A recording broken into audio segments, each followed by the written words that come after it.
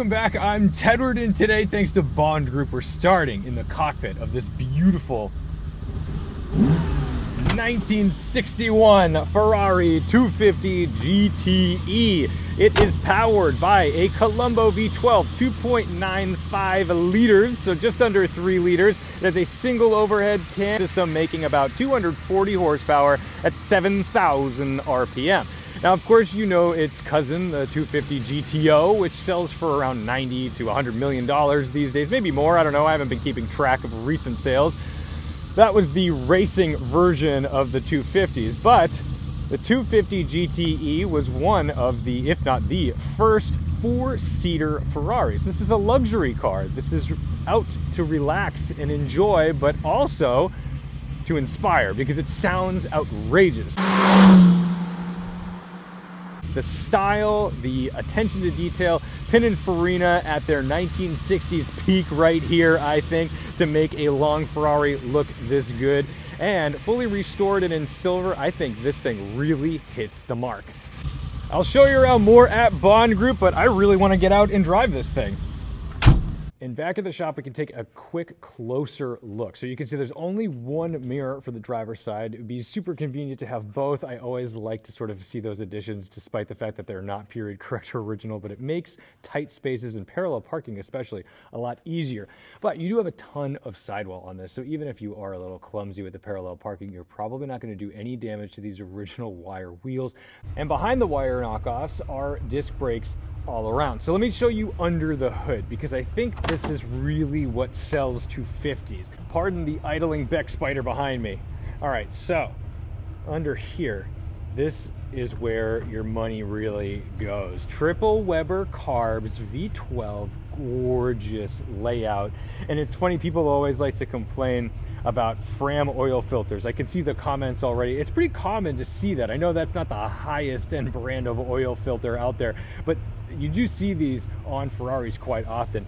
But these engines, man, when they're running well, they run like absolute champions. When they're not serviced great, these can be a real nightmare. So if you've got a good tune and you've got someone who knows how to make these things sing properly, my goodness, you're in for a ride. Now, if you notice too, look how low in the chassis this engine sits. That is really down low for a good center of gravity. From the back, this could easily be mistaken as an Aston Martin, maybe a DB4 or DB5 to the untrained eye. I've already gotten a couple messages from pictures that I posted on my Instagram about that, saying, hey, a proper Bond car. And I said, hey, not quite, but I get it. You know, this layout is not instinctively Ferrari to those of us who weren't around in this time period, but these quad anti-exhaust tips are. So that's something that should be very familiar to you. But anyway, let's get back out and go for a drive.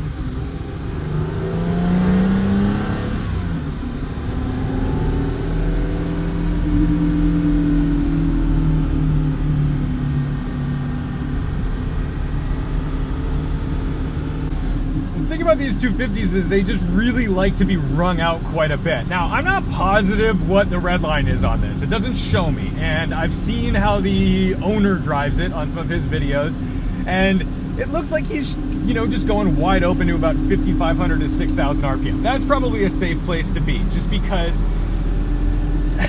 you don't want to mess with this engine. It's a reliable, great engine, especially for its time period, but I'm not here to blow it up and destroy the valve train because I decided to rev it to the moon. But you get all the sensations. Oh, please don't cross the yellow line while you're coming at my classic Ferrari. These people are monsters.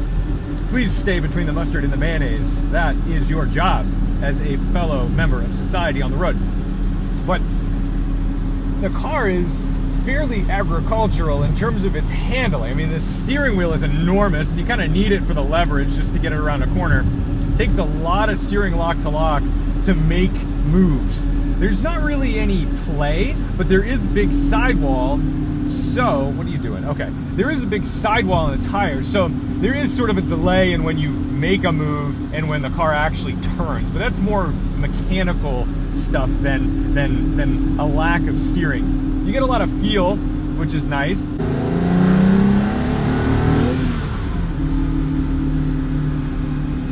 I love the way the sound evolves across the rev range. It's not consistent. It's like when you're cruising like this, it's just chill, docile. You know there's something special up front, but then it's got this grunt, this real anger to it, this real low baritone thing, but it's also a little high pitch on the other end.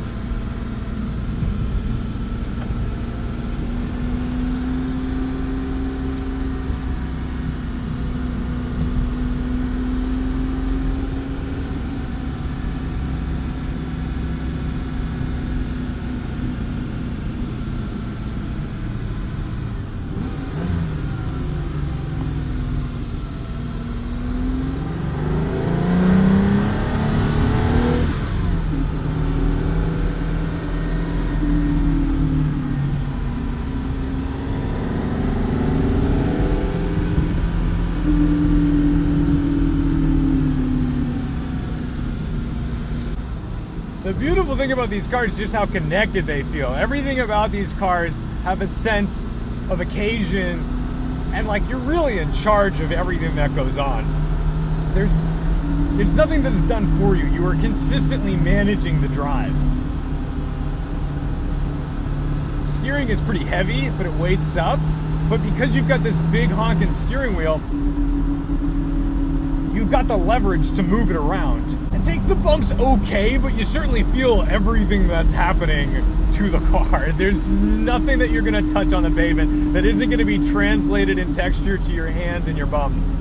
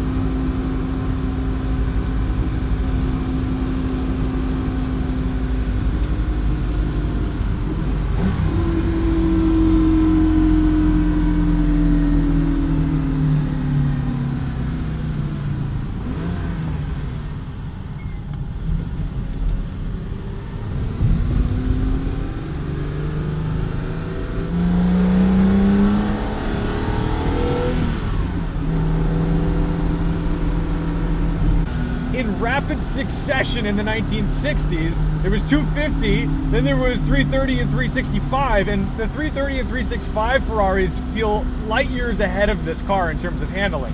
This is a little more of a tractor. It's a little bit of, I don't know, play is maybe the wrong word, but just like, it takes a lot of lock to get this around a corner.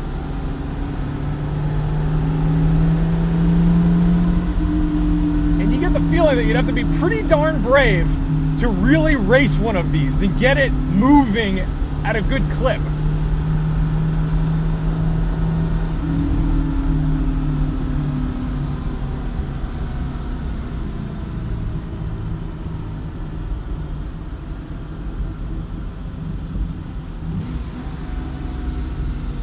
Oh, Prius.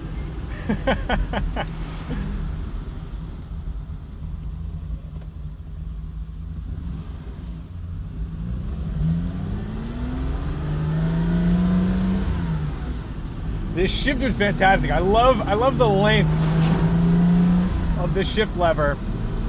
The engagement points are so crisp and easy. It's funny because I find this to be more charming as a shift engagement than the 550 Maranello that we drove from 1999. Those gated, sort of more modern Ferraris have it's not sludgy, it just feels like it's different. It's a different feel altogether. Let's trust your blinker, maybe? Yes.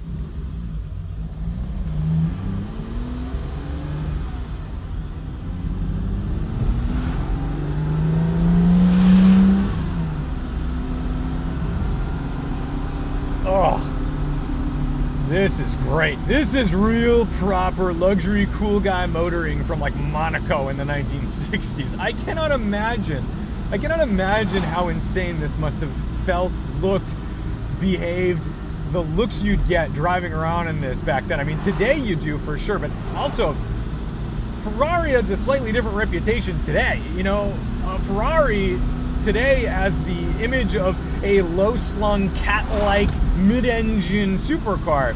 This is not that. This is a very different style. And I love these luxury Ferraris, especially the GT cars with front-mounted V12s, rear-wheel drive, room for four.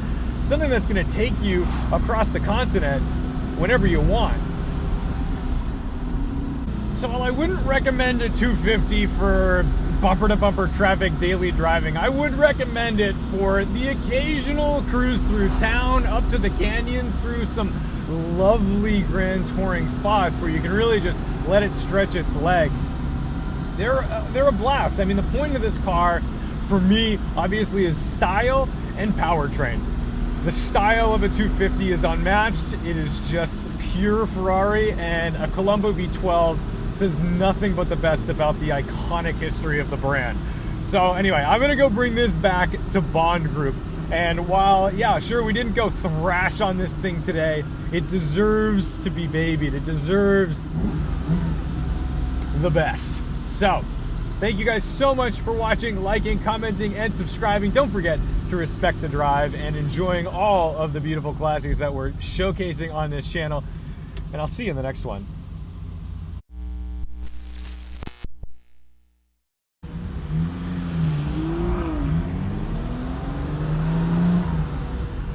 Do you think this car ever thought it would live in a world where it pulled up next to a light with a very fast BMW SUV